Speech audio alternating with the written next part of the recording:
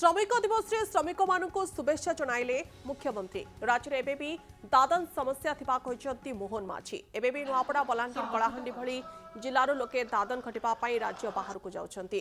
BJP सरकार ही श्रमिक समस्या समाधान हेबो बोली से भरोसा दैछंती। बीजेपी सरकार आसिबा परे दादन रोकिबा पाई टास्क फोर्स गठन होईची।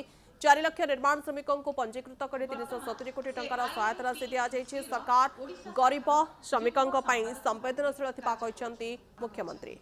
एतद्व्यतीत श्रीजुक्त चक्रवर्ती ओरिएंट पेपर मिल भास्कर सूताकल और झारसुगुड़ा पट्टी श्रमिकों राज्य में एबे भी दादन समस्या रही। बीजेपी सरकार श्रमिकों समस्या दूर कर श्रमिकों को शुभेच्छा जणाइछंती। श्रमिक दिवस रे मुख्यमंत्री मोहन चरण माझी। दादन समस्या एक प्रमुख समस्या थिबा बेले ए समस्या केवल भाव में मुकुली पारे दादन माने से बाबद रे राज्य सरकार चिंता करुवा कहुଯାଇଛି।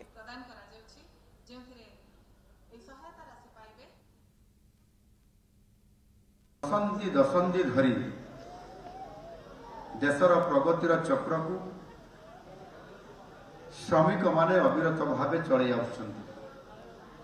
एवं विकास रे निजर जगत निरविच्छिन्न भाव आपण माने समस्ते दे आसी। एणु एठी ए श्रमिक दिवस रे जेते बेले आपण माने विभिन्न सुख स्वाच्छंद उपयुक्त प्राप्य ये समस्त कथा को जेते बेले प्रसंग आसे कथा आसे सेते बेले केमती न्याय पाइबे उपयुक्त मजूरी पाइबे एवं आपंकर घरर कौन सी असुविधा हेले किभली भाव में संपृक्त कंपानी किंबा सरकार एमाने केमिति आपण मानकर से दुख समय छिड़ा हेबे ये कथा को लेकर सबु बड़े ये जो समस्या लगी था आथि आपण माने न्याय पाइबा पाई लड़ाई करि आज दिन में आपण लड़ाई जारी रखिछंती। आपण माने समते एठी हमर उपस्थित सम्मानित वक्ता माने अनेक कथा कहिछंती। सेथिरे जे एई जो श्रमिक जो माने काम करछंती आपण माने दैनिक 8 घंटा